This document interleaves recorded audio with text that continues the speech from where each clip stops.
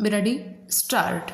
It is contended that in any case a second review application cannot be filed. Stop.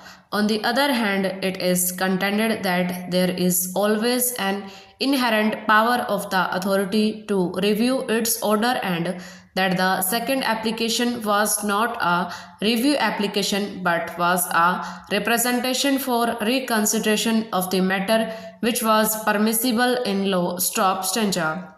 The submission which was urged before the learned single judge was that denial of arrears of salary to the first respondent was illegal and without jurisdiction on the ground that no such punishment was prescribed under the rules and in the garb of reducing the punishment, arrears of salary could not have been denied. Stop.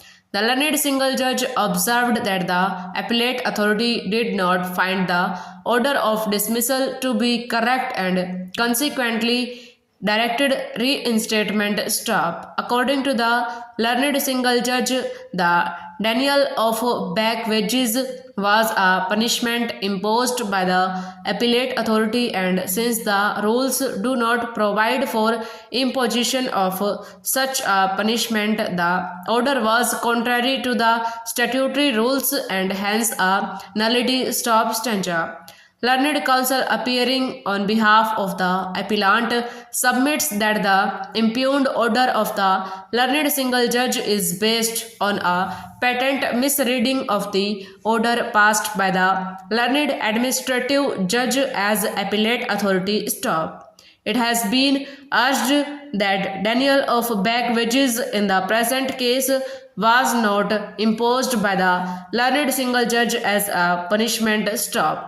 The learned administrative judge held that this was fit and proper case for reducing the extreme penalty imposed upon the first respondent on humanitarian grounds and consequently directed reinstatement. Stop. However, back wages were denied not by way of punishment but for the reason that while ordering reinstatement, an order has necessarily to be passed in terms of the financial handbook in regard to the pay and allowances payable to a government servant for the period of his absence from duty, including the period of suspension preceding his dismissal. Stop. On the other hand, it is urged on behalf of the first respondent that if the order of the administrative judge is properly construed, it would appear that the appellate authority had arrived at a finding that the charge of misconduct was not proved, and once a charge of misconduct was held not to have been proved, the first respondent was entitled to reinstatement and a consequential order of back wages was necessary. Stop. There being no statutory penalty of reducing the quantum of back wages, the learned single judge was justified in setting aside the order of the learned administrative judge and ordering full back wages. Stop.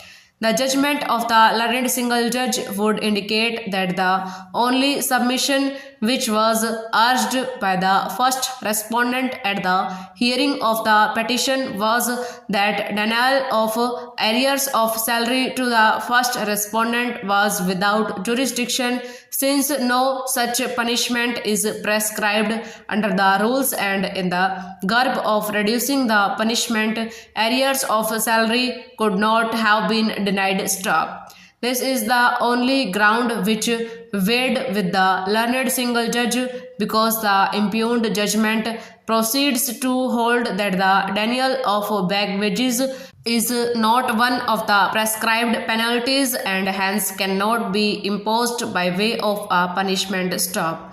There is a fundamental fallacy in the submission which was urged before the learned single judge and which found acceptance in the impugned order. Stop stanza. At the outset, it is necessary to note that a plain reading of the order of the learned administrative judge would indicate that as an appellate authority, the learned single judge was of the view that the punishment of dismissal was disproportionate and appears to be highly excessive. Stop. On this ground, the learned administrative judge directed reinstatement. Stop. However, back wages were denied. Stop. There is nothing in the order of the learned administrative judge to indicate that the denial of back wages was by way of a punishment. Stop. Stanza. Bare perusal of the testimony of the complainant and the statements of accused persons under section 313 CRPC would reveal that both the parties had inimical relationship. Stop. This fact has been mentioned in the first document prepared after the incident, that is the first information report. Stop. The FIR itself says that the rival parties had hostile relationship. Stop. Few months prior to the incident, election for assembly took place in which the complainant party was supporting an independent candidate while late Mishri Lal and his family were supporting candidate of political party. Stop. This created tension between the rival families. Stop. It is suggested that accused persons were in fact searching for right moment to attack on the deceased. Stop. This incident occurred almost 4 to 6 months prior to the main episode. Stop. Stanza. We have carefully examined the factual evidence of PW1 and PW2, and we believe that there is absolutely no reason to disbelieve or to discard their testimony. Stop. As far as question of lack independent witness is concerned, it is evident that in every case the independent witnesses are not available. Stop. It is also not necessary to produce them in every eventuality. Stop. When the witnesses of a fact are not fully trustworthy, then alone courts can seek some corroboration. Stop. In the present case, evidence given by both PW1 and PW2 is highly natural and consistent with the normal human conduct. Stop. If the evidence produced by the prosecution is trustworthy and reliable, then this evidence cannot be rejected merely on the ground that independent witnesses, though available, were not produced. Stop. Criminal cases are decided on the basis of available evidence. Stop. If available evidence is trustworthy, then even the testimony of sole witness can be relied to convict the perpetrator of the crime. Stop. Stanza. Argument of appellants that both the witnesses of facts are not reliable on both are partisan is not acceptable. Stop. Of course, both witnesses are partisan, but there is nothing on record to demonstrate that witnesses of facts are either lying or economical with truth. Stop. Fact of the matter is that it is much more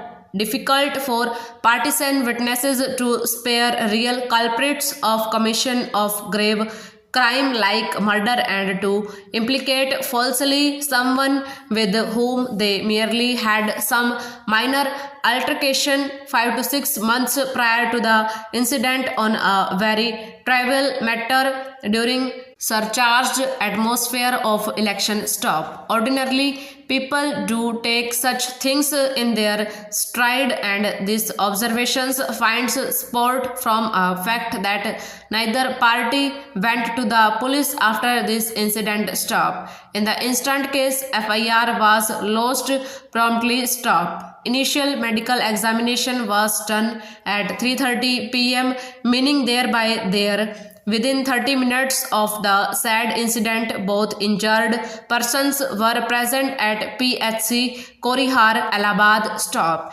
Incident occurred at 3 p.m. Medical examination started at 3:30 p.m. Stop. it can safely be presumed that injured persons and their supporters went to the Korihar PHC after spending some time at the place of occurrence and arranging a transport for the hospital stop. This indicates that prosecution witnesses did not get any time for fabrication, concoction or false implication. Stop stanza. Sri Mishra contends that the said regulation in relation to extension of the period of probation requires recording of reasons in writing by the appointing authority. Stop. He therefore submits that in a lesser adverse situation where the period of probation is to be extended, the stop over.